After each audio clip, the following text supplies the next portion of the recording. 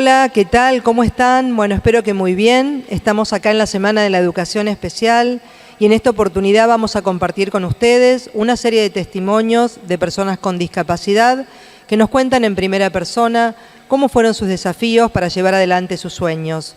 También algún testimonio de personas que trabajan para que las personas con discapacidad puedan tener mayor nivel de participación en la sociedad. Y a continuación de esos testimonios, que espero disfruten y encuentren en ellos el valor del esfuerzo, como nos pasó a nosotros cuando los escuchamos, van a poder participar de la mesa de intercambio entre docentes vinculada a la tarea de la atención temprana y el trabajo con los más pequeños. En esa oportunidad van a ver que los colegas pueden compartir experiencias significativas y que nosotros podemos, a partir de este medio, compartirlas con ellos, escuchar sus experiencias y seguramente enriquecernos para poder llevar adelante acciones similares en nuestras escuelas. Esperamos puedan disfrutar de esta jornada y espero que estén muy bien.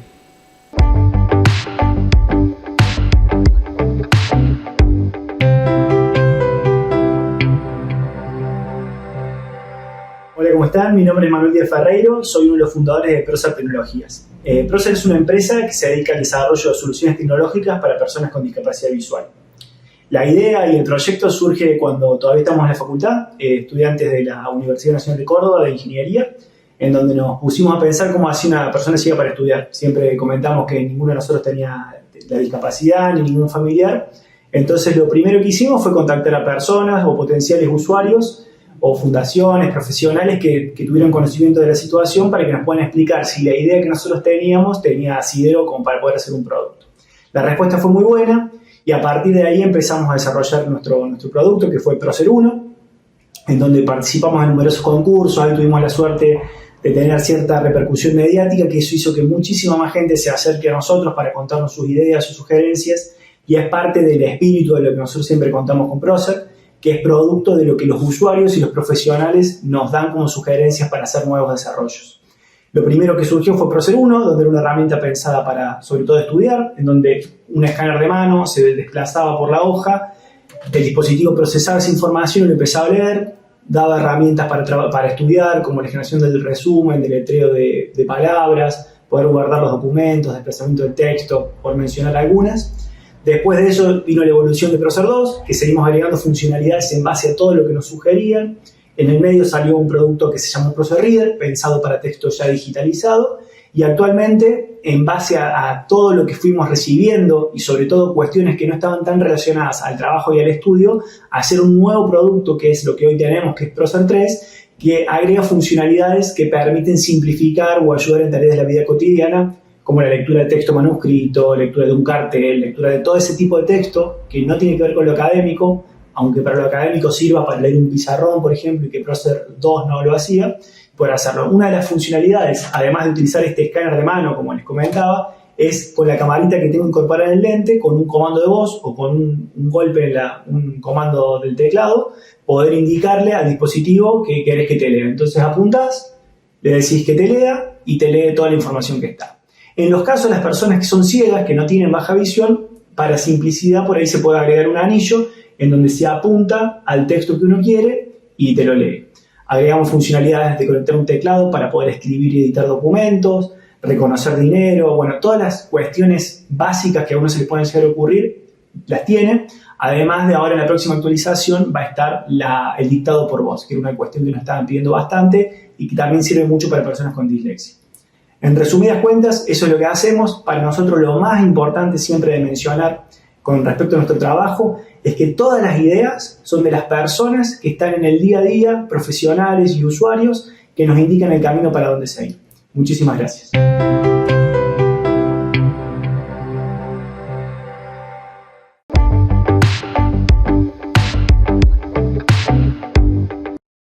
Hola, soy Georgina Melatini, parasurfista.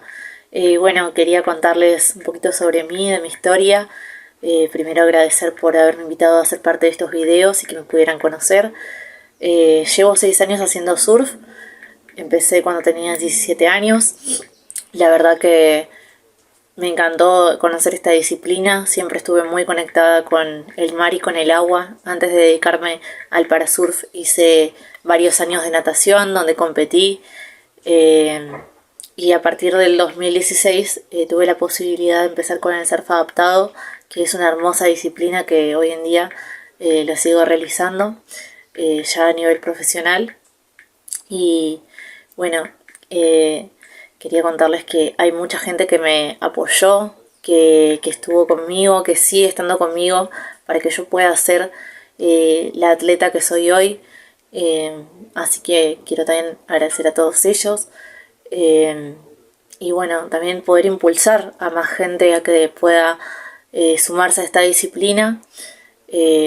Por eso también tengo mi escuelita de surf adaptado, que se llama Santa Surf, es con la escuelita que estoy trabajando hoy en día, y también tuve la posibilidad de hacer la primera escuela de surf adaptado municipal de todo el país, así que tengo ese gran sueño de que más gente pueda sumarse al surf, conocerlo y poder disfrutarlo. Así que nada, les mando un beso gigante y muchas felicitaciones por todo el trabajo que están haciendo.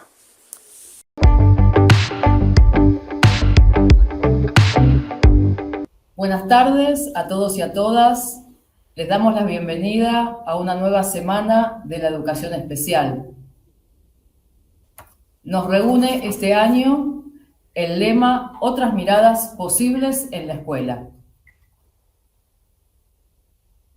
Damos inicio así a esta mesa de intercambio con compañeros y compañeras de nuestras escuelas que presentarán exposiciones relacionadas a la atención temprana y al nivel inicial. El equipo de supervisores de la modalidad, en el marco de la Semana de la Educación Especial, les damos la bienvenida para compartir experiencias pedagógicas de nuestras escuelas, enmarcadas en el lema Culturas políticas y prácticas institucionales inclusivas. Otras miradas posibles en la escuela. Sostenemos con convicción que nuestra modalidad desarrolla prácticas pedagógicas muy valiosas que promueven aprendizajes integrales para las y los estudiantes y las instituciones que participan.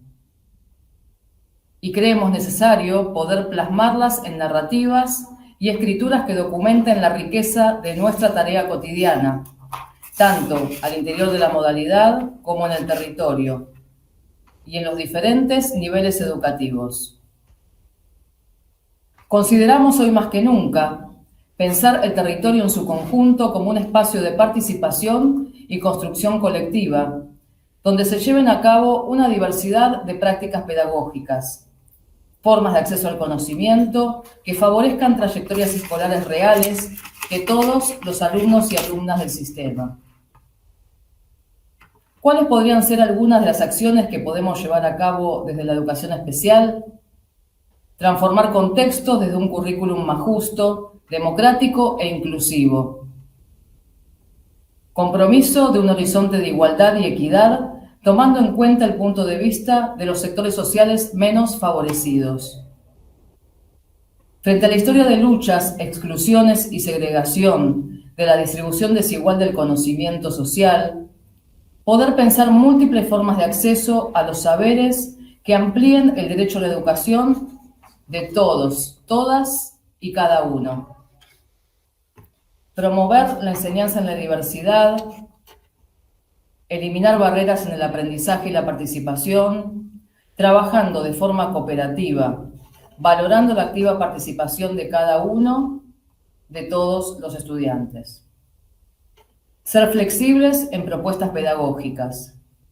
Impulsar la empatía, el respeto y la sensibilización hacia el otro. Todo el tiempo la modalidad se pregunta sobre los mejores modos o estrategias más efectivas en términos de organización curricular, para la inclusión de todos los alumnos y alumnas. Intentamos responder a las nuevas necesidades del presente. Nuestras escuelas buscan habilitar la palabra y la escucha, a través de múltiples lenguajes y otras lenguas. Generar prácticas creativas e inventivas para que haya condiciones para sentirse cuidados, confiados y seguros aprendiendo. No alcanza solo con la provisión de recursos ni con estrategias pedagógicas, sino que son necesarias políticas de cuidado, que en definitiva son políticas de enseñanza para la protección de derechos y la valoración de la diversidad, de capacidades, intereses, motivaciones de cada uno de los estudiantes. Surgen así estrategias interinstitucionales basadas en acciones comunes entre escuelas, equipos y docentes que privilegian el concepto de trayectorias escolares, entendiendo que los y las estudiantes del sistema educativo transitan su escolaridad de modos heterogéneos, variables y contingentes. Nadie es como otro, ni mejor ni peor. Es otro, al decir de Jean-Paul Sartre. Este modo de pensar no es lo que nos debería ser en función de un ideal, sino lo que producimos al encuentro con otros en múltiples experiencias y ocasiones de acogida de la humana diversidad. Bienvenidos a todos los espectadores. Somos 3 supervisoras, Lorena Carracedo, Andrea Pirro y quien les habla, María Luisa Morel. Para informarles que al final de las exposiciones se podrán hacer preguntas a través del chat.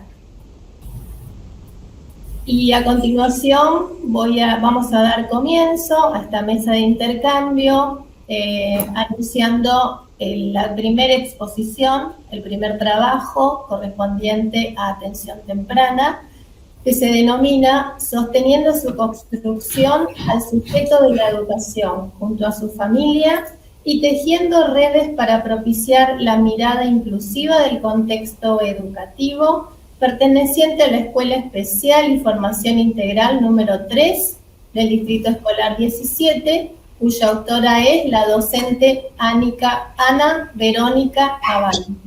Bienvenida, Ana, te escuchamos. Buenas tardes.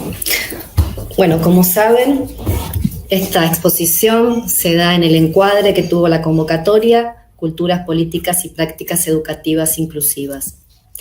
Me permito abrir con un fragmento del texto Entre Trayectorias, Escenas y Pensamientos en Espacios de Formación de Nicastro y Greco, que dice así: pensarse uno mismo no proviene del vacío, tiene que ver con haber sido pensado y narrado por otros en algún momento, desde los inicios de la vida y en el ámbito familiar, y luego en las organizaciones educativas y culturales. Si un niño es pensado por otros, accederá a pensarse a sí mismo y construirá la narrativa de su propia historia. La experiencia docente en torno a la cual realizo este relato se da en el marco de mi trabajo como docente de atención temprana en la escuela para niños, niñas, jóvenes y adultos con discapacidad mental y formación integral número 3 del Distrito Escolar 17, de la modalidad de Educación Especial, escalafón C, Gestión Estatal de la Ciudad Autónoma de Buenos Aires. Desde mi rol, trabajo en forma individual con niños, niñas, bebés de 45 días a 5 años y sus familias. Este contacto directo y semanal con las mismas y sus hijos nos permite ir acompañando las historias de bebés, niños y niñas que se entretejen, se empiezan a transitar y se anudan o anudarán con lo que actualmente se denomina trayectoria escolar. Llegan a nuestra institución generalmente a partir de derivaciones de hospitales, CEPAP y CESAC, intermediados por equipos de orientación escolar, equipos psicosocioeducativos y en ocasiones por presentación espontánea. Nuestra labor como docentes de atención temprana, sostenidos por nuestro equipo en un trabajo interdisciplinario, se da con los bebés, niños y niñas en relación a su desarrollo en las diversas áreas, psicomotriz, cognitiva, comunicación, lenguaje, socialización primaria, acompañando a las familias e interviniendo sobre los procesos de afiliación en orden de propulsar nuestro abordaje con sus hijos e hijas, porque justamente un proceso no es independiente del otro. Posicionándome ahora en aquello que me convoca a realizar esta exposición, focalizo y los invito a poner la mirada en lo siguiente. Desde los inicios de nuestra formación, especialización como docentes de atención temprana, posterior al profesorado de educación especial, sabemos que mirar a un niño desde el diagnóstico impacta sobre su construcción subjetiva y, por ende, sobre su construcción como sujeto de la educación. Es prioritario, entonces, pensar desde atención temprana en promover en todas las esferas en las que tiene injerencia una educación inclusiva que acompañe la construcción de un sujeto de la educación, suponiendo ahí la posibilidad de serlo. Esto en lo que focalizo es uno de los obstáculos a la inclusión sobre los que trabajamos, pero no es más que un recorte entre aquellos otros que abordamos, tanto desde nuestra escuela, con bebés, niños, niñas y familias, como en el enlace con las otras instituciones. Intentaré ahora empezar a explicar todo esto desde la práctica. Podríamos decir que en ocasiones, al momento de entrar en diálogo, el nivel inicial, maternal, centros de primera infancia, niños, niñas y familias, el diagnóstico irrumpe como barrera, como limitante. Pareciera que esto lo define, el posicionamiento en relación a la concepción de la discapacidad como algo ajeno a la escuela, algo que define al niño, a la niña, le quita su singularidad y el proceso de inclusión está atrapado por la certeza del diagnóstico o aterrado por la incertidumbre que provoca el mismo.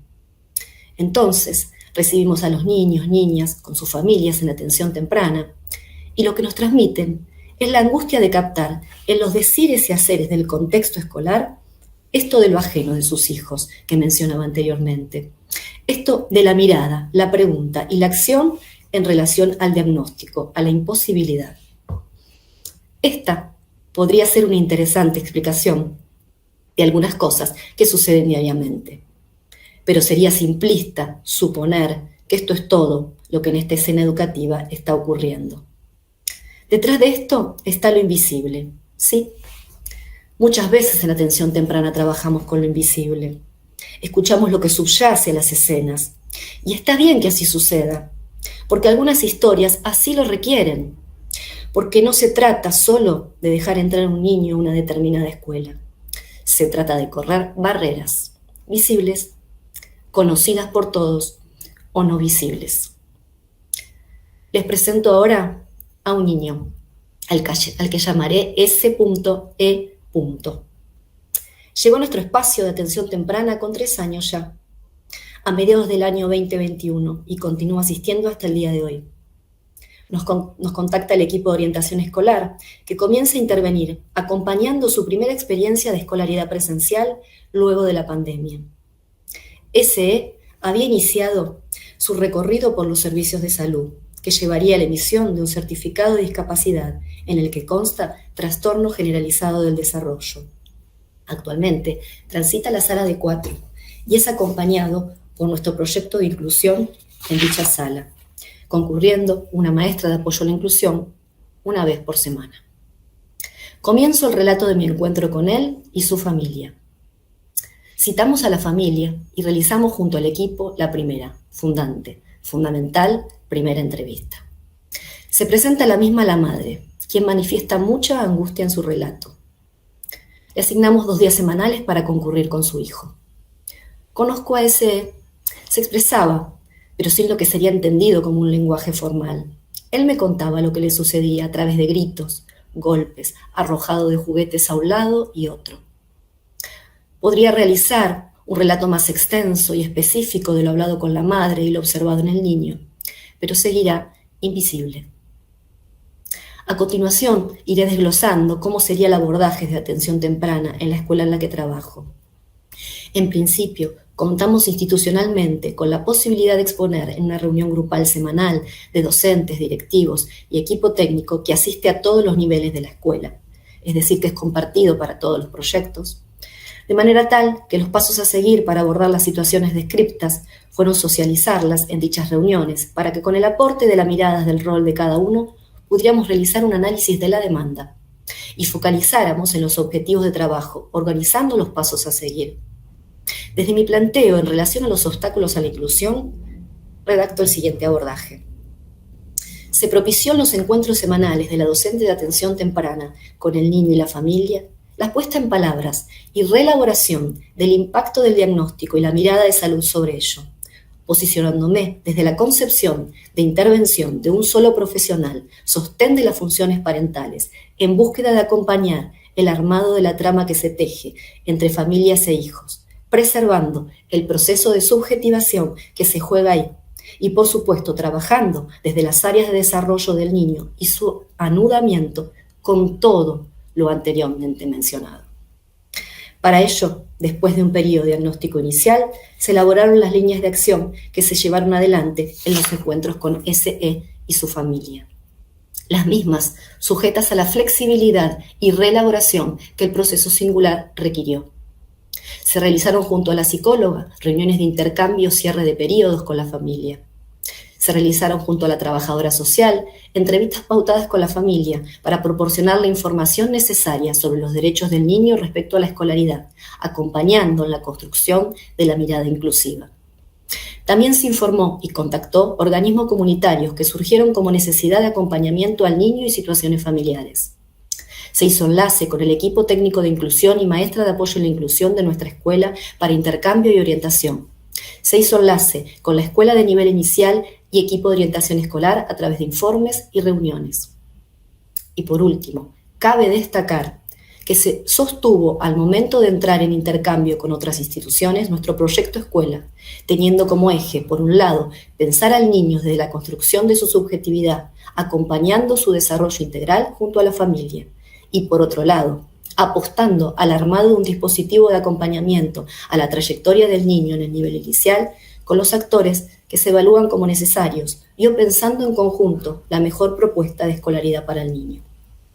Les cuento que ese continuará el año próximo transitando su sala de 5 en el nivel inicial donde se encuentra y acompañado por nuestro proyecto de inclusión con concurrencia de UNAMAE y seguirá en principio participando del encuentro en nuestros espacios de atención temprana junto a la familia.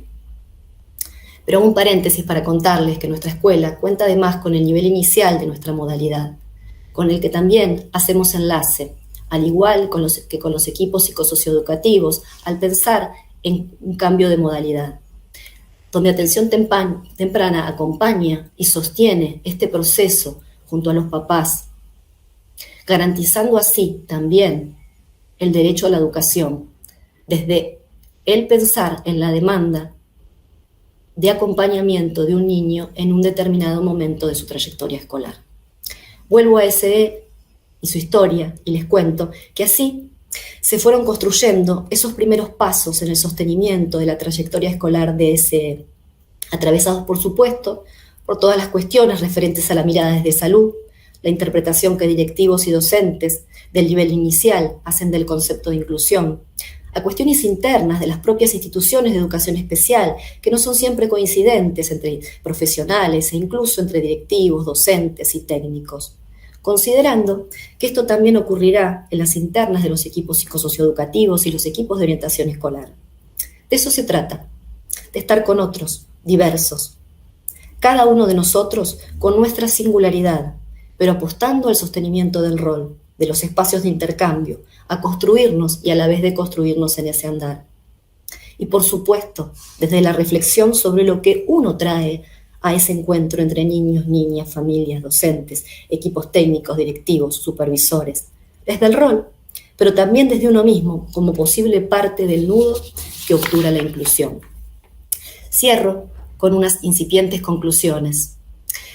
Quizás los obstáculos de la educación inclusiva tengan que ver con desandar el propio camino desde la propia subjetividad y su engarce con lo sociohistórico-cultural, abrazar la reflexión interna y conjunta como sistema, como escuela, entre escuelas, como docentes, equipos directivos, supervisores y demás actores responsables. Quizás los obstáculos de la educación inclusiva en este momento de su historia tengan que ver también con los tropiezos en esto de estar andando, aprendiendo a caminar al paso que la legislación aparece a partir de nuevas teorías, nuevas miradas, posicionamientos políticos educativos que tuvieron lugar en nuestra sociedad, en el mundo. Tal vez, cuando hablamos de educación inclusiva, tengamos que pensarlas desde todos esos quizás y otros, para poder comprender las tramas, y poder desarmar los nudos desde el lugar que ocupamos en el acompañamiento de las trayectorias escolares de los niños y niñas. Cierro mi escrito y vuelvo a mi hacer como docente de atención temprana, en un espacio, en un tiempo, que dé lugar al encuentro entre ese pequeño sujeto de la educación y su familia.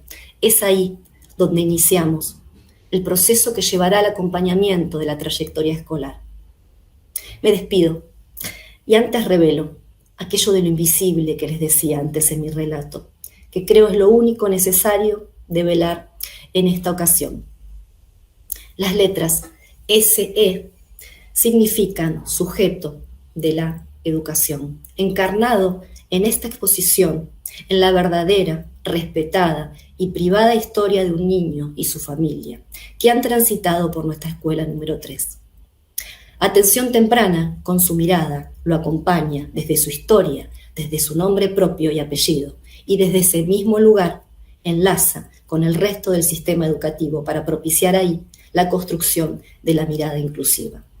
A quienes pudieron o puedan hacer escucha de esta exposición, en virtud del respeto y el cuidado por estos valiosos espacios que acompañan con responsabilidad y compromiso bebés, niños, niñas y familias, y desde el amor por esta profesión, gracias.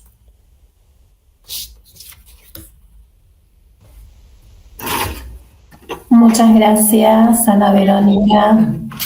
Vamos a continuar con la segunda exposición de esta mesa, que se denomina De la intervención centrada en el detalle a la oferta de los supercombos. Corresponde a atención temprana de la Escuela Infantil Especial número 27 del Distrito 18, y sus autores son Ana Karina Dazo y Leandro Spicoli. Bienvenidos. Bienvenidos. Gracias, buenas tardes. Gracias.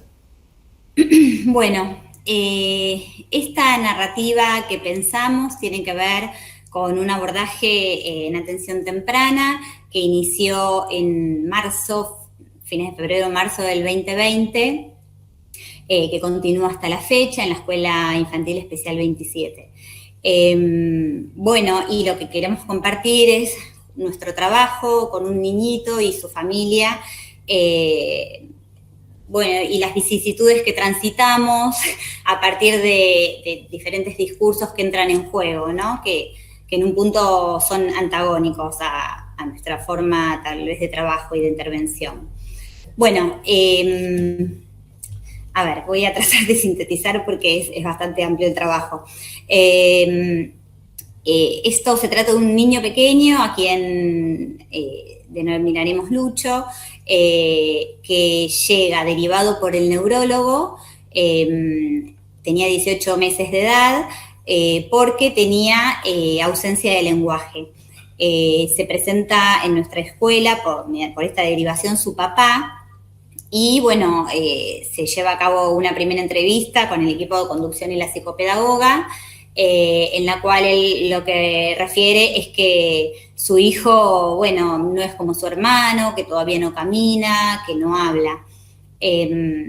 Bueno, luego de otras cuestiones que se hablaron en la entrevista, se le propone para la segunda instancia que puedan venir ambos papás, mamá y papá.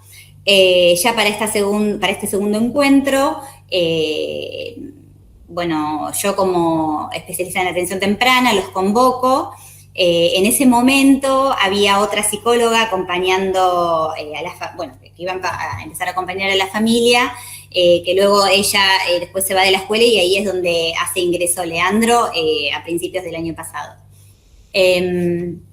Bueno, a esta segunda entrevista, que es la de admisión, se hace presente la mamá Perla, la mamá de Lucho, y él.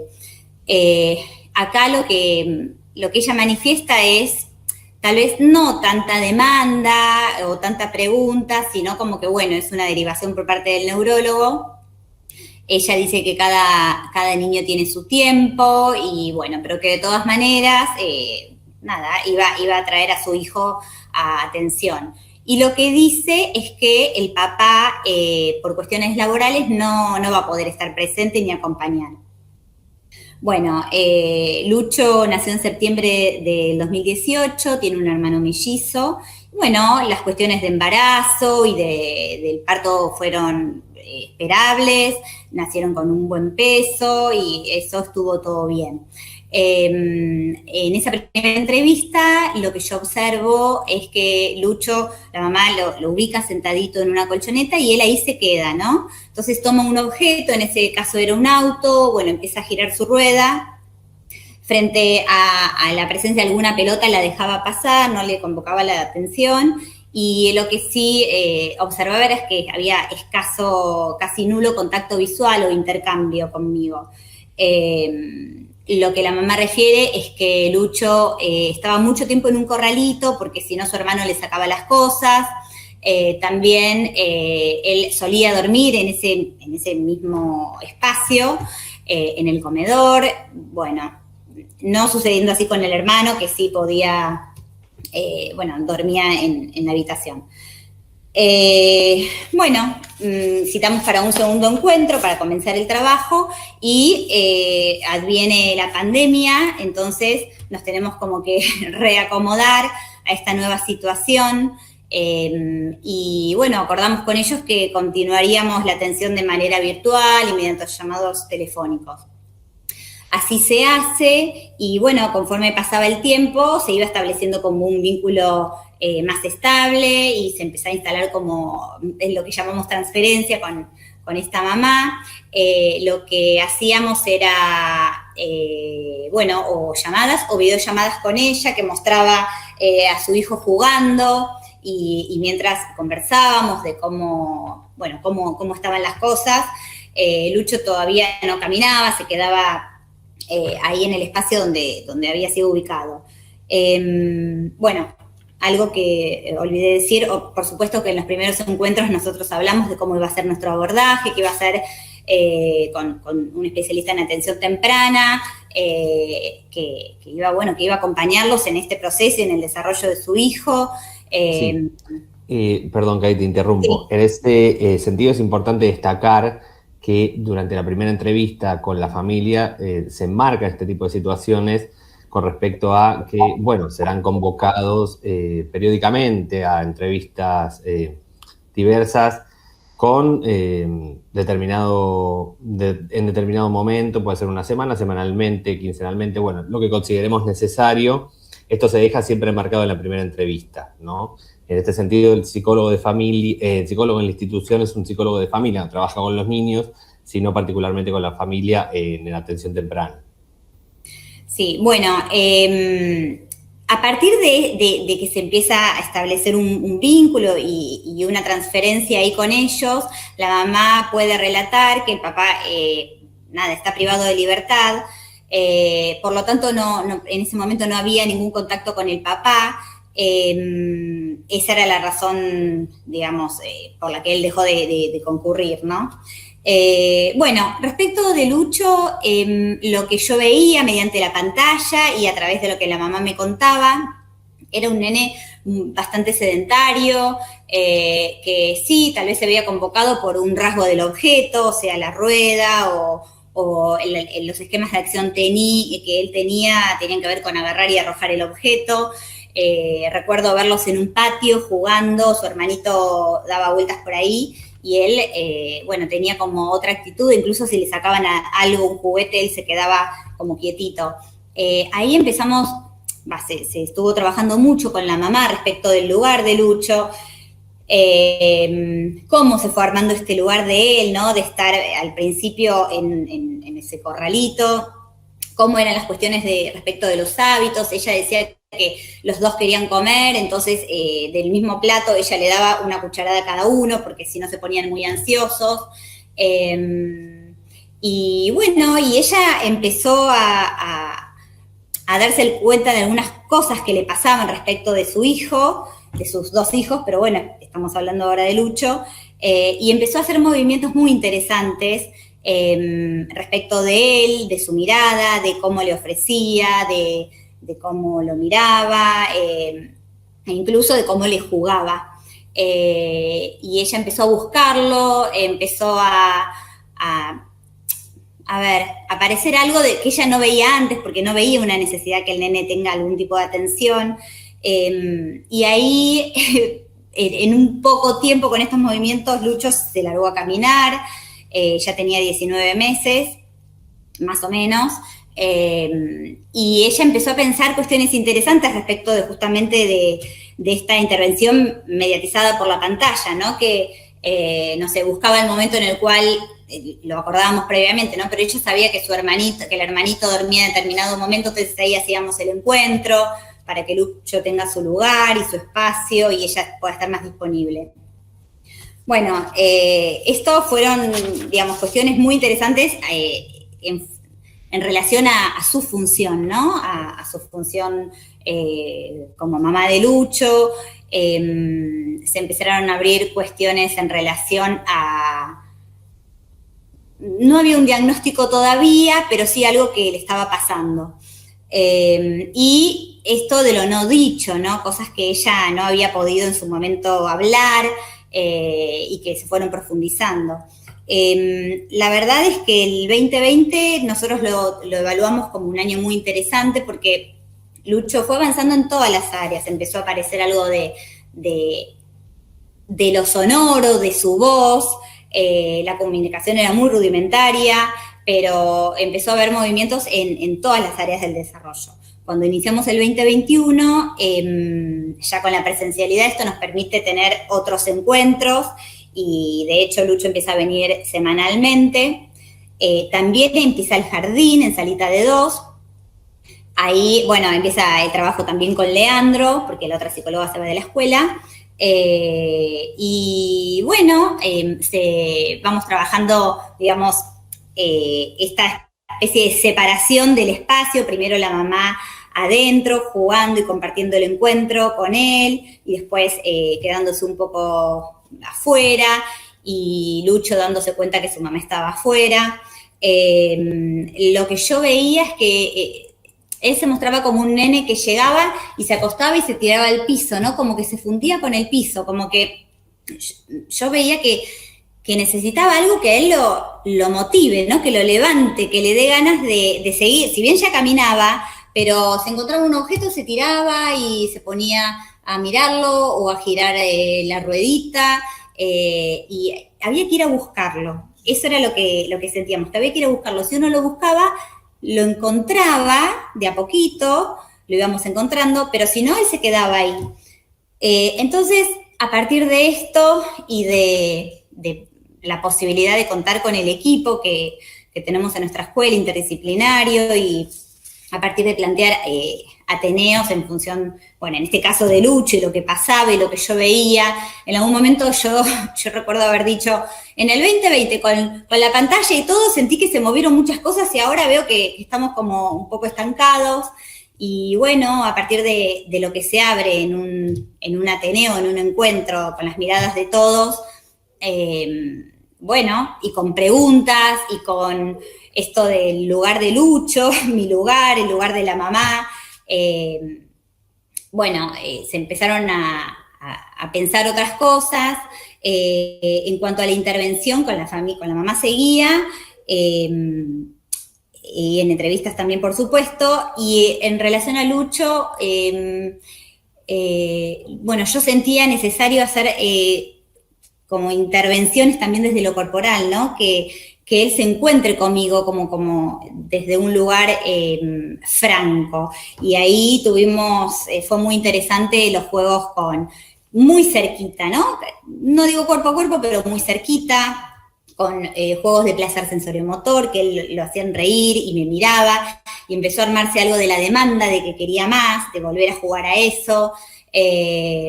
También situaciones respecto de, no sé, de algunas canciones que yo le cantaba y que entonces él, 4 minutos, bueno, él empezaba a anticipar, primero desde una imitación, después empezó a anticipar esto de que si yo tengo muchas ganas de aplaudir o si yo tengo muchas ganas de gritar, y ahí se producían encuentros con él, que la mamá también los podía ver y también los ponía a jugar. Y acá sucede algo que la mamá dice al finalizar el 2021, que el papá de Lucho ya no estaba privado de su libertad y que estaba en casa de los abuelos paternos. Bueno, ahí vuelve la situación de lo que no se decía, porque en realidad los nenes no sabían. A ver, los nenes iban a visitar a los abuelos, pero teóricamente no podían ver al papá, pero se sabía que los veía. Bueno, hubo Claro. que... Había un impedimento de contacto de parte de la mamá con el papá, pero ella intuía que como los niños se quedaban en casa de la abuela paterna, digamos, intuía que podía estar viendo al papá, pero nada de eso se decía, ¿no? Había algo propio de lo no dicho, que nos encontrábamos con que nada de esto se les explicaba a los niños, bueno, particularmente a Lucho, ¿no? Y entrando el 2022, bueno, el padre nuevamente aparece en la escena y aparece en nuestra institución, apareciendo también una vez por semana en el dispositivo. Sí, antes de esto, lo que sucede en 2021 es que ellos hacen una visita al neurólogo y el neurólogo sugiere fonaudiología.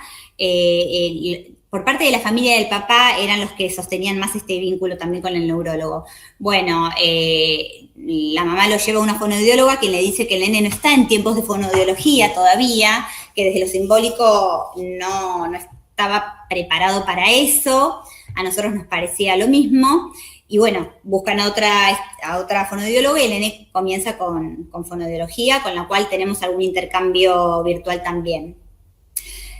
Bueno, empezamos el 2022, la mamá se hace presente, cuenta cómo le fue en las vacaciones y nos trae una fotocopia del CUD que habían tramitado. En el mismo dice que Lucho tiene trastornos específicos del desarrollo del habla y del lenguaje.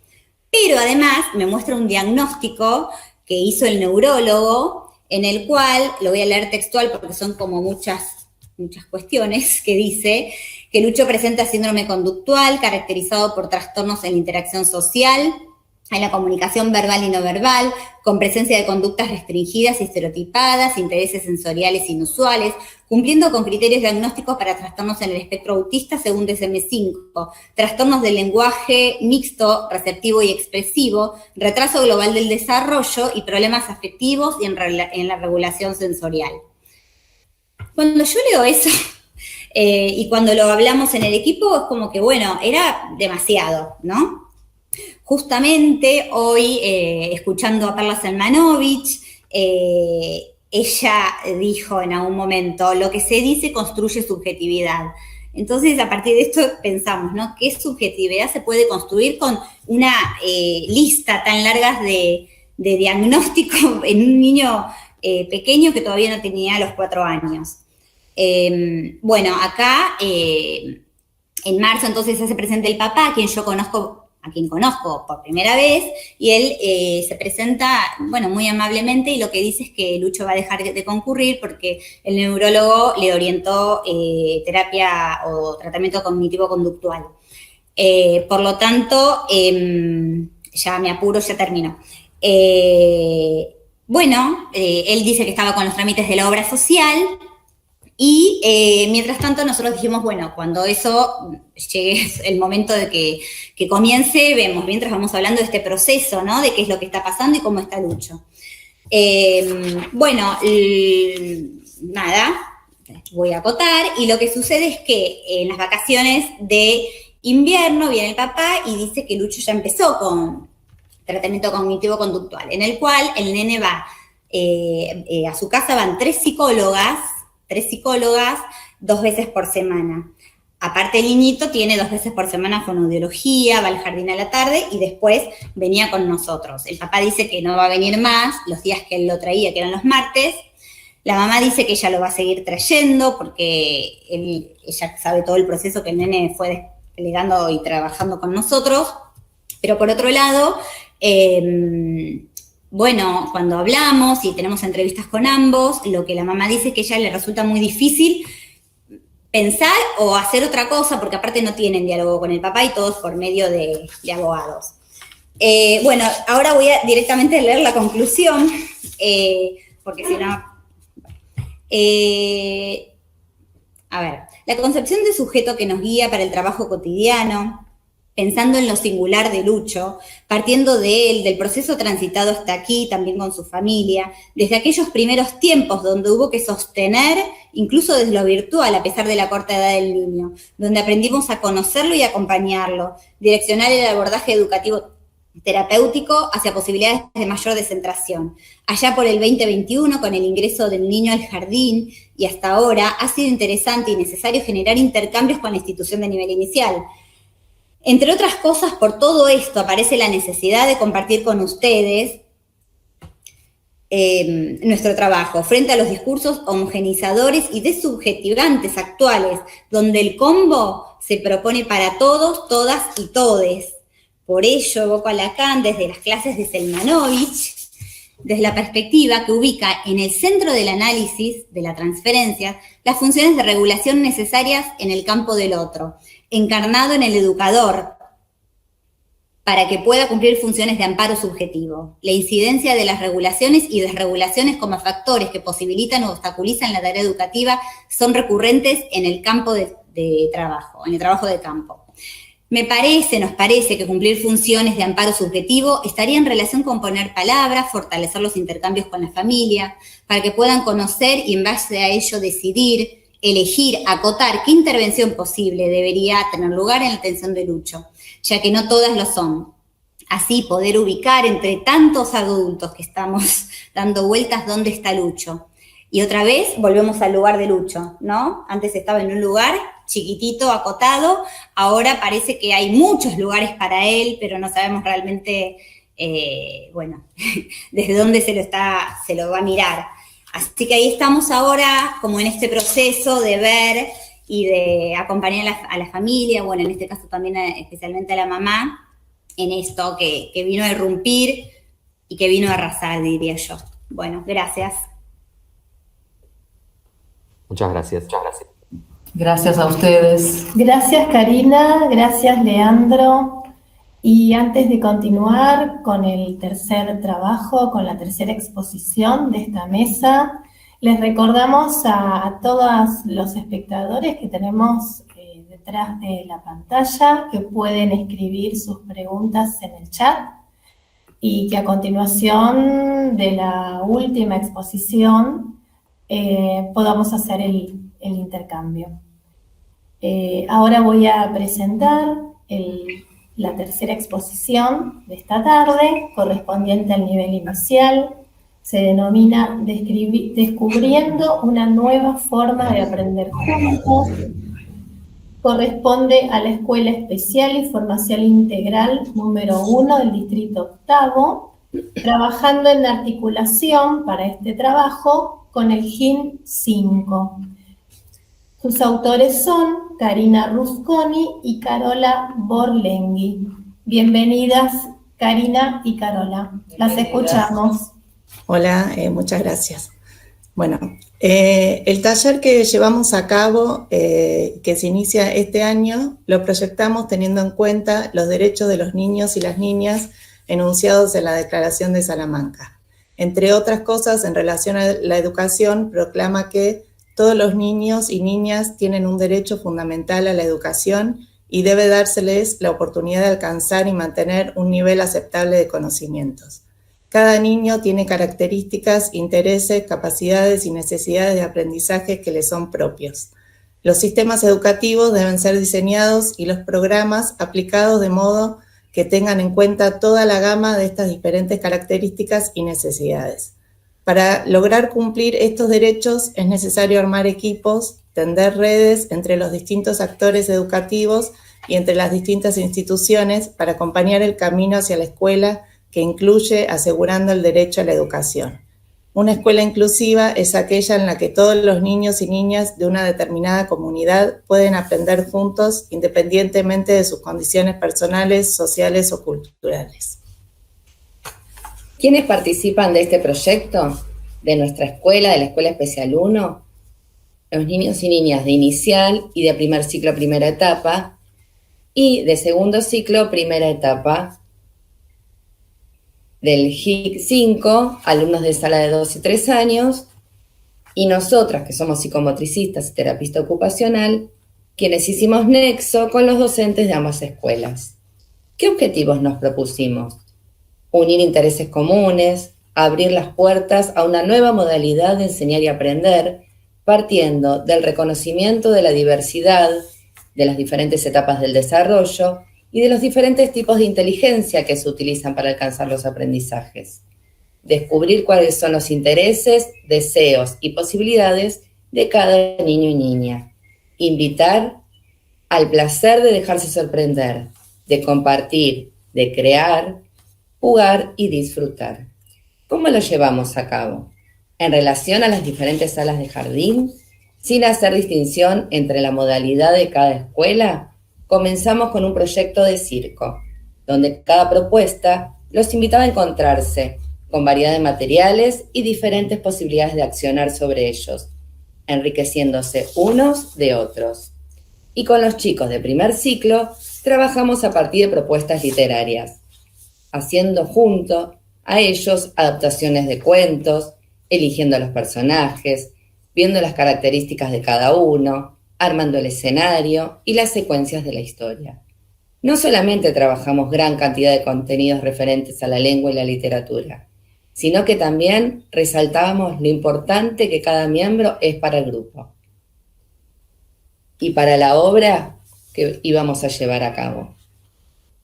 Bueno, así fue que niños que siempre estaban aislados o en silencio hicieron escuchar su voz y no solo fueron personajes y o titiriteros, sino que además eligieron transformarse en modelos de los pequeños que, por ejemplo, podían aprender en ellos una nueva canción jugada.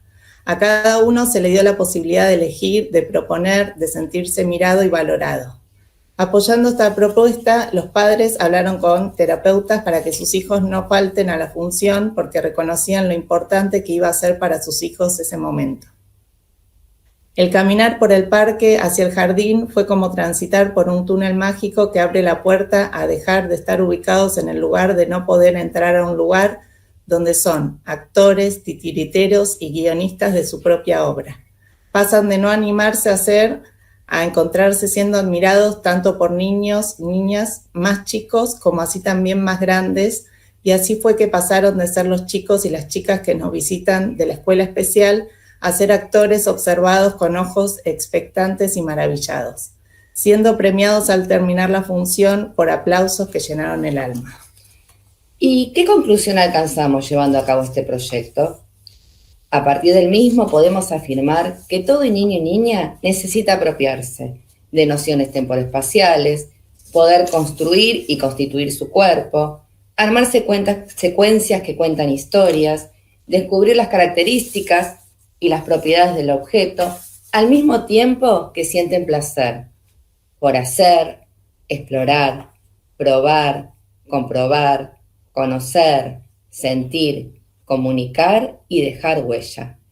Todo niño y niña tiene derecho a decir, así soy yo, quiero y puedo tener lo que necesito y deseo. Entonces, si los adultos trabajamos juntos rompiendo las barreras que rotulan como integral, común o especial, aprenderemos a ubicarnos en el lugar donde la escucha y la mirada resaltan las posibilidades, dan tiempo y construyen escenarios respetando lo mejor para cada niño y niña. Siempre debemos evaluar cuán significativo es el lugar donde está ubicado cada uno, cómo se siente ahí, cuáles son sus deseos, sus posibilidades. Y luego tener en cuenta cada uno de estos aspectos, darle a conocer diferentes propuestas y pares con diferentes características para que sea cada uno de ellos quienes puedan decir, este es mi lugar.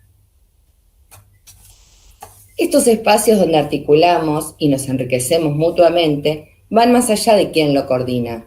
Lo único que importa es el objetivo que se persigue y se defiende.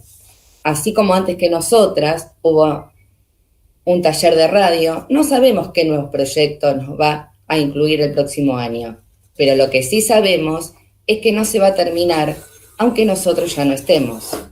Y deseamos que después de escuchar nuestra experiencia, muchas escuelas se contagien de estas ganas de armar escenarios juntas, resaltando como verdaderos actores a los alumnos y alumnas, con su derecho a una educación sin barreras institucionales, curriculares y pedagógicas. Una educación colmada de experiencias motivadoras creativas, enriquecedoras y significativas. Ahora, para ilustrar esto que le veníamos contando, queremos compartir con ustedes un pequeño video.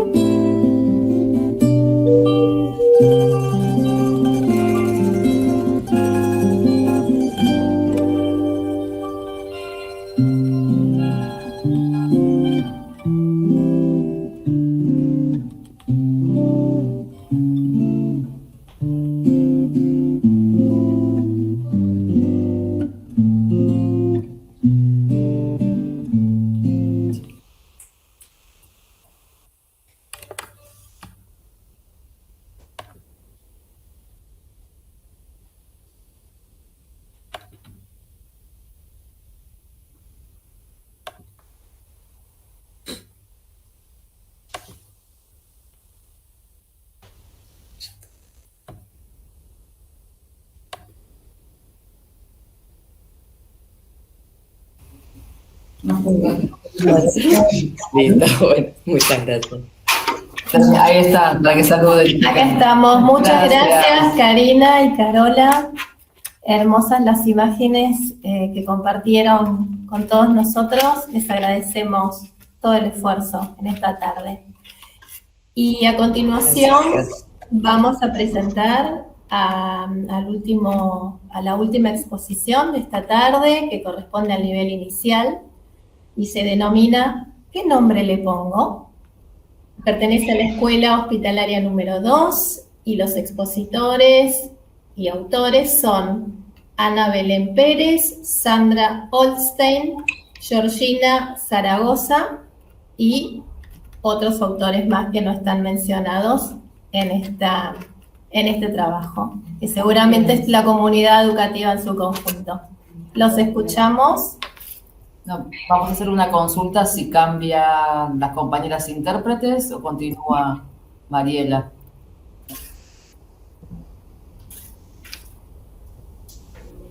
Continúa. Perfecto, seguimos. Ok. Adelante, la Escuela Hospitalaria número 2.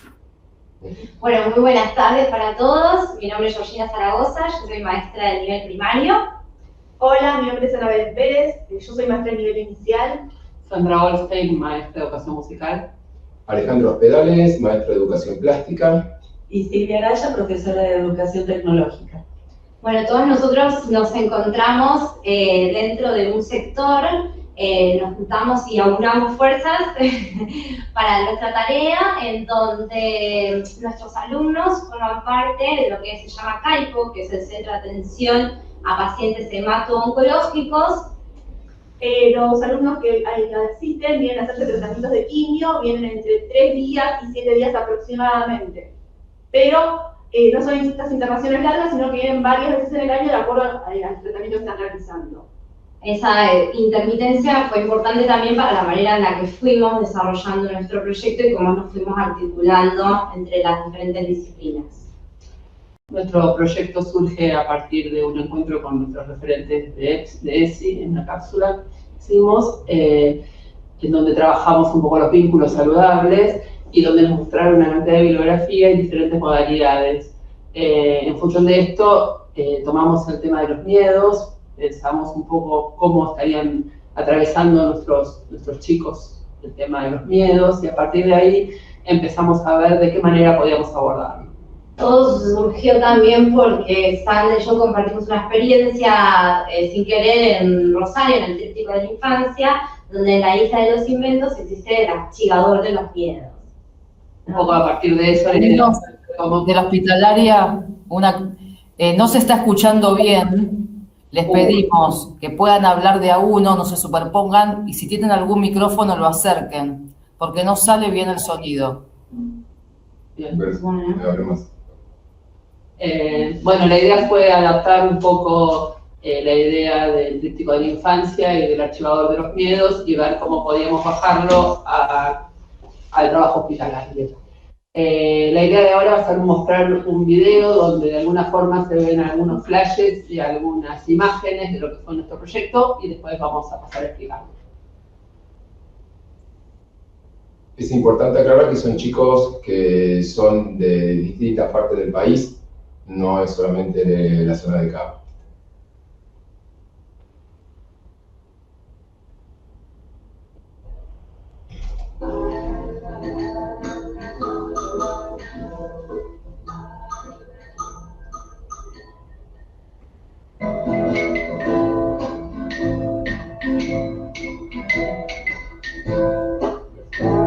Tranquilo, algo me estremeció. No sé qué me pasa, algo extraño ocurrió. Uy, uy, algo en mí cambió. Uy, uy, algo en mí cambió. Miro para afuera y no lo puedo entender. Miro para adentro y me quiero esconder. Uy, uy, me quiero esconder. Uy, uy, me quiero esconder.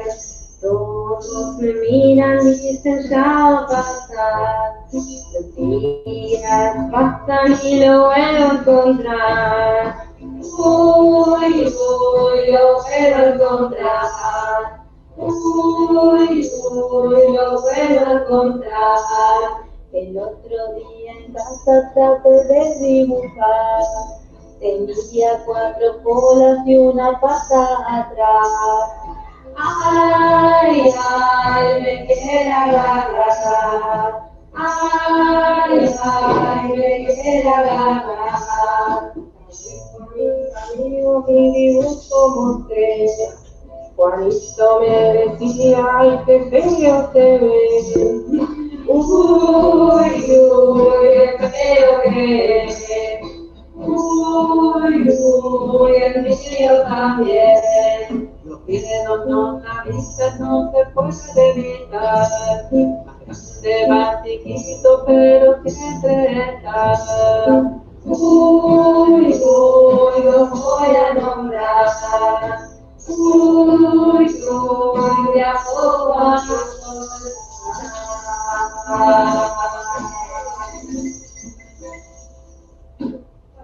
quiero cosas ya no se puede evitar.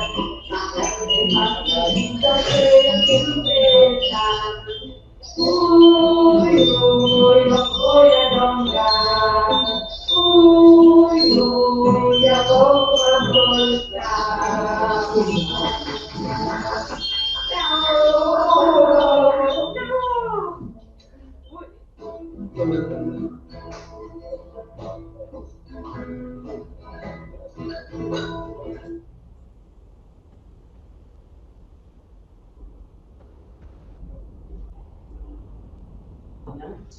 Bueno, la idea de este video era mostrarles un poco el proceso que llevamos a cabo y cómo fuimos articulando las distintas áreas.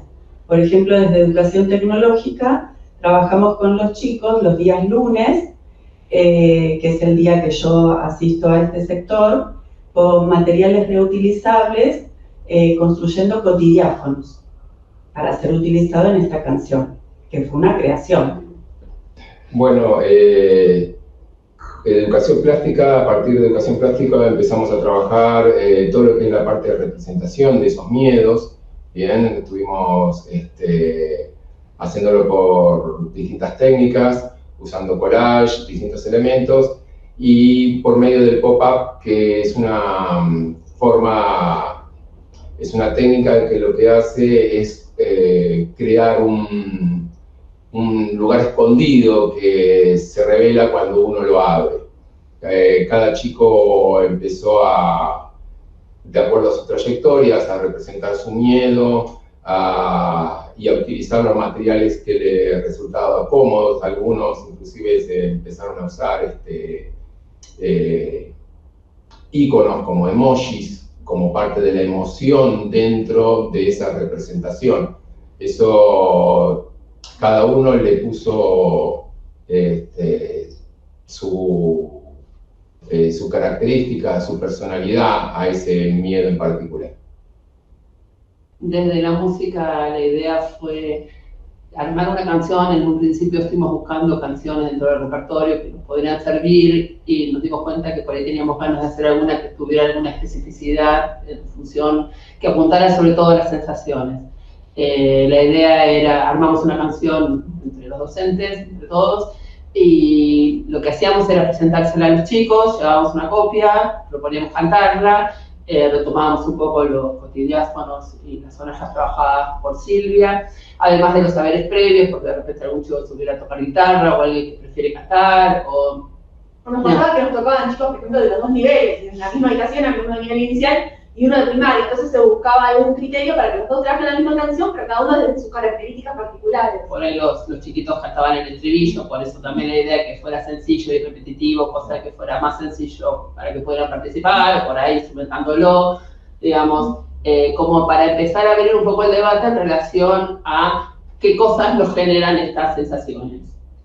Claro, nosotros lo enfocamos desde el lado de qué sensación me genera y después cómo puedo llegar a ese procedimiento de nombrar. Muchas veces teníamos que nombrar nosotras, ejemplos, las mamás, alguna enfermera que ingresaba, o también después nos pasaba que quizás no podían en esa instancia porque el paso siguiente, después de trabajar y reflexionar con la canción, es completar unos formularios que también están adaptados a cada uno de los niveles.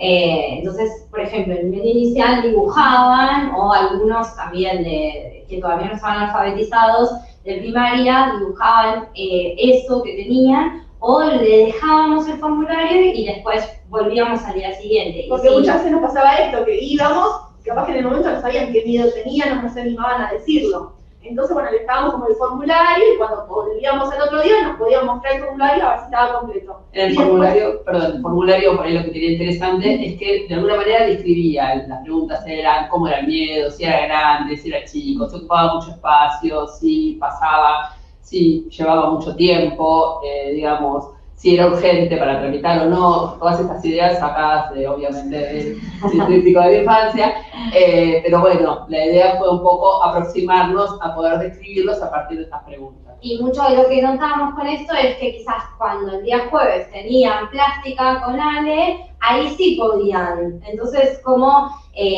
sucede este hecho, ¿no? Así tan maravilloso, que es la curiosidad, la creación, y de las distintas disciplinas podíamos abordarlo y podíamos retomarlo. Después nosotras también utilizamos los contenidos curriculares, entonces hicimos producciones escritas. Después también surgieron muchos de los miedos en relación a los bichos, a los insectos, a las arañas. Entonces, bueno, hicimos observaciones de insectos, vimos sus características. También lo compartían con un compañero de la cama de al lado. Ahí, bueno, después otro nivel. Claro, porque también lo que tratábamos de hacer, y tratamos todo el tiempo, ¿no? Todos, es encontrar la forma de encontrar al otro. Y el aprendizaje con el otro, que también un poco sucede, ¿no? Con tu libro. Claro, porque la cuestión es justamente cómo se trabaja y ellos en realidad están en box que comparten de a uno o de a dos como máximo, o sea, no hay una socialización. Entonces, de esa forma, uno lo que hace es tratar de socializarlo por medio del libro. La posibilidad de que el libro circule nos permitía que, bueno, darnos cuenta que por ahí no solo había varios chicos que tenían ese tipo de miedos, que otros miedos tenían otros chicos, digamos, tratar de alguna manera de correr las barreras físicas para poder vincularnos. Y además, lo que se pudo ver, como son chicos que vienen de distintos lugares, vienen del país a hacer el tratamiento acá, entonces también esa cosa de que un miedo por ahí era muy particular de una zona, otros de otra, y esa forma de socializar las distintas vivencias que tiene cada uno de los niños. sí, la posibilidad también que teníamos en cada nueva internación de poder avanzar sobre esos contenidos y ya abordarlos desde diferentes lugares. Y todo lo que siempre tratamos, y fue nuestra premisa, es decir que estos miedos, en realidad, esta forma de nombrarlos, era algo que hacía que no es que iban a dejar de existir, nunca se plantea eso, sino lo que planteamos es que cada vez que lo nombramos, cada vez que lo plasmamos artísticamente, cada vez que lo cantamos, porque muchos nos contaban a las familias que se iban a la casa y seguían cantando la canción y se la mostraban a sus familias. Entonces, es una forma de aprender a vivir con esos miedos. A poder nombrar ese miedo. Tal cual. Sobre todo en un espacio donde muchos de estos miedos están muy naturalizados, porque hay muchas cosas que uno no se pregunta si le gustan o no le gustan. Están y hay que hacerlas. Así que para nosotros, y funcionalmente, la verdad que nuestro equipo se vio y desde el mes de junio que estamos con este proyecto, y estamos pensando en la segunda parte también, para poder ir avanzando, pero bueno, esto es nuestro aporte y es nuestra particularidad dentro de nuestra forma de enseñar, que es tan importante, ¿no? Hay que pensar que todos los chicos que están acá están atravesados por un problema de salud, que no es común como una escuela común, entonces están transitando por este periodo, entonces lo que hace esto es no solo la parte de socializar, no solo la parte de expresión, sino que de esa forma se puede ir trabajando ese miedo, esas angustias que uno puede tener por estar en este lugar en particular, que está más vinculado a la salud. Bueno, gracias por el espacio, nos despedimos y... Muchísimas gracias por el esfuerzo, por el tiempo, por el trabajo de ponerse a pensar y por compartir con todos nosotros todas las experiencias. Muy bien. Tenemos un ratito más hay algunas preguntas. Ahí está Andrea, que va a hacer algunas preguntas. Solo comentarles, porque desde acá también estamos siguiendo el YouTube y el chat, las exposiciones y también los videos que pasaron van a estar subidos, supongo que a partir de la semana próxima, en la Wix de la modalidad, y van a poder ver bien los videos. Ustedes saben que la tecnología siempre es compleja, y estamos en la plataforma Meet, que también a veces es compleja para poder verlo claramente y hacer la transmisión. Así que bueno, porque hay algunos comentarios que obviamente se veía pequeño y luego se va a poder ver los trabajos y también los videos. Así que si ahí está Andrea, que tiene algunas preguntas. Hola, buenas tardes. Sí, hay algunas preguntas en especial para el equipo de la Escuela 27. Por ejemplo, preguntan si tuvieron reuniones con el equipo tratante de Lucho y si hubo alguna intervención, las junto a las dos preguntas, si hubo alguna intervención de algún organismo del Estado que apoye la situación del niño. Bueno, respecto de intercambio con el equipo, lo cierto es que cuando se hace presente el papá en marzo,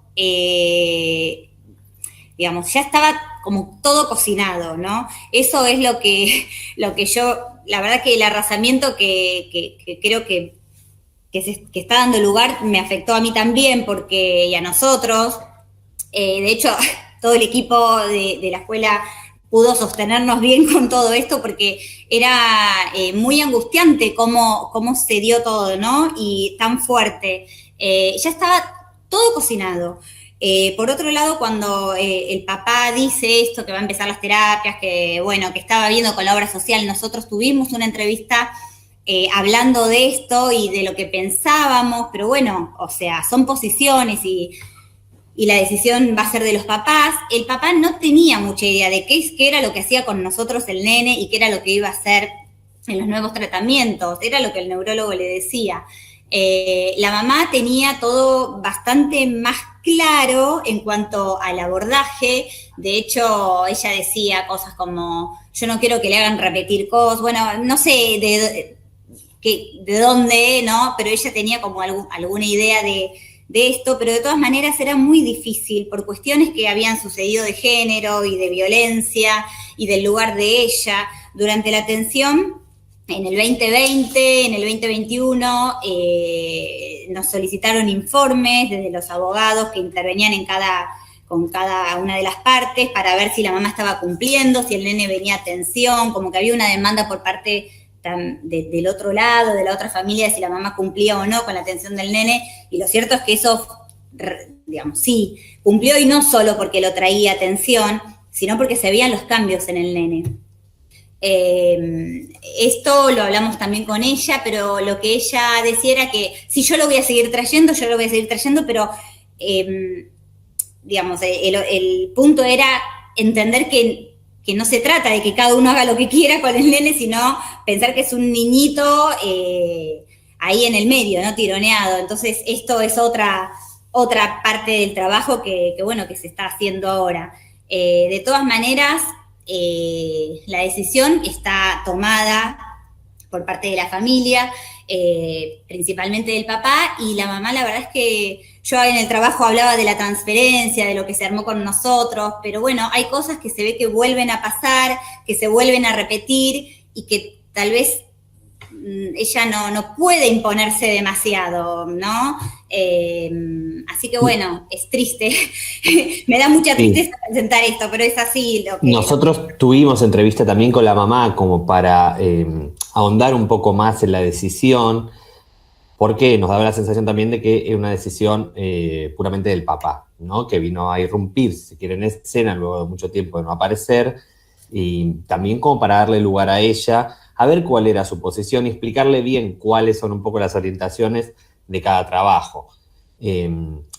Hicimos este recorrido con ella, pero bueno, esto que dice Karina, luego da la sensación de que ella no pudo tampoco poner su decisión sobre la mesa, y quedó un poco como, bueno, bajo la decisión, digamos, más del papá. Pero tuvimos varias entrevistas con ella también, explicando y dándole a entender también que es una decisión también de la mamá, ¿no? Que ella también tiene ahí un poder de decisión que puede hacer valer. Pero bueno, luego decantó un poco en esto que decía Karina, lo arrasador de la situación. Sí, un poco también contestaron otras de las preguntas que hicieron, es que preguntaban qué sintieron como profesionales respecto de la situación vulnerable de la mamá y Lucho por transitividad desde la justicia. Me parece que, bueno, ya un poco respondieron. Sí, en realidad,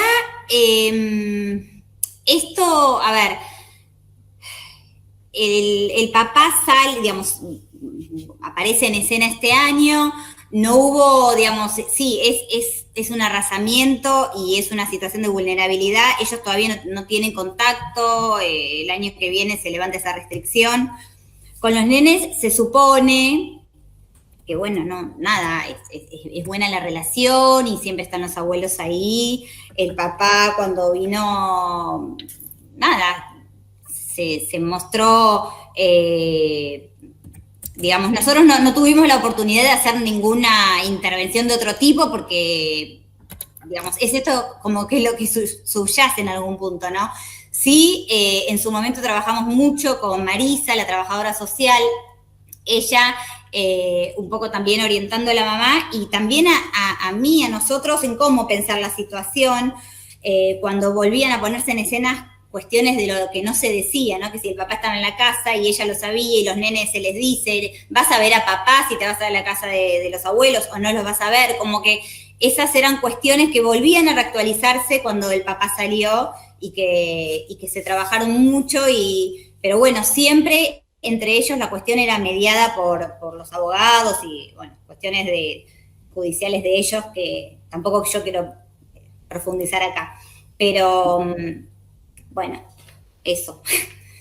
Bueno, la otra pregunta que está es para los disertantes de la escuela hospitalaria. lo que consultan es, ¿encontraron relaciones entre los miedos y sus nombres y la angustia a la muerte? Y si pueden dar algún ejemplo. Los miedos que más surgieron, los primeros, los más fáciles de nombrar, siempre fueron en relación a los insectos, a los bichos, como habíamos nombrado anteriormente. Después, en relación a la muerte, por lo menos a mí no me pasó ninguno. No. Lo único, lo más cercano al hospital que me pasó fue el miedo a las inyecciones y el miedo a quitar los catéteres. De todas maneras. Sí, igual, al dolor, más que nada, porque lo que hablamos en realidad es que es una aproximación, es como una alerta, ¿no? Lo que te da miedo, a que vos ya sabés que hay un peligro preexistente que va a suceder. Entonces, lo que nos pasaba con toda la actividad en sí es entender que dentro de ese proceso podían aflorar distintas situaciones. Por ejemplo, uno de primaria en los formularios pone que tiene miedo a la mamá cuando se enoja. Y hay un montón de cosas que llevan a eso dentro de lo que es la situación de hospitalización que tiene. De todas maneras, era como la sensación de empezar de a poquito a destrabar el tema y empezar a hablarlo, con lo cual lo que aparecían eran miedos más superficiales que seguramente debían esconder miedos mucho más complejos y mucho más profundos. En algún momento abrimos también a los padres y a nosotros mismos y una madre dijo miedo a la vida, digamos, con lo cual... Y una de las dijo que la mamá tenía miedo que a ella le pase algo. Tal cual. No. Por eso, pero en ninguno de esos momentos nosotros ahondamos sobre eso, sino que dejamos que el proceso lo viva cada uno, que es parte también, ¿no? de lo que tratamos de enseñar a través de lo que es educación sexual integral. Y además de nuestra función docente. Exacto. No es terapéutica. Además puede pasar que muchas veces puede estar sublimado, hubo miedo a la oscuridad y por ahí ese miedo a la oscuridad era ese miedo a que pasara algo. Ese miedo a la altura, que muchos dijeron que tenían miedos a las alturas, escondía otra cosa. O miedo al sonido que hace la bomba a la noche, que está ligado con la oscuridad, la bomba es esa máquina por donde se pasa la medicación y hace como un ruido muy particular y quizás también está todo, como dicen mis compañeros, en realidad está todo relacionado, porque somos un todo. Bueno. Muchísimas gracias. No veo más preguntas, pero sí muchos mensajes de agradecimiento y de felicitaciones al trabajo que cada uno hace, a la posibilidad de compartir las experiencias que se hace al interior de nuestras escuelas de educación especial. La dificultad también que se ve al ser encuentros virtuales, pero bueno, son los tiempos que sabemos que estamos viviendo, pero destaco que es muy valorable el trabajo de cada uno de los expositores del día de hoy. Bueno, simplemente eso, el compromiso y el posicionamiento profesional que cada uno tiene.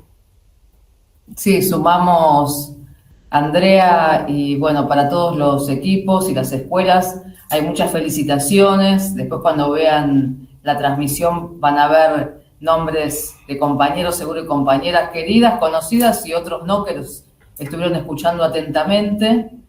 Y también se sigue valorando esto de encontrarnos entre escalafones, que tiene que ver ser escalafones por lo administrativo, pero bueno, somos de la modalidad que compartimos y estos encuentros nos sirven para conocer también los trabajos de las escuelas e inspirarse a inventar, como dijo Perla hoy también, nuevos proyectos. Así que bueno, solo volver a felicitarlos, ya estamos, por suerte cumplimos el tiempo y nuevamente gracias por animarse a escribir, que considerábamos importante poder escribir, contar e intercambiar. Y a todos los espectadores que estuvieron ahí detrás de la pantalla con nosotros, con todos los que compartimos esta hermosa mesa de la tarde. Sí, muchas gracias a todos. Prender las cámaras y saludamos, así nos podemos ver todos.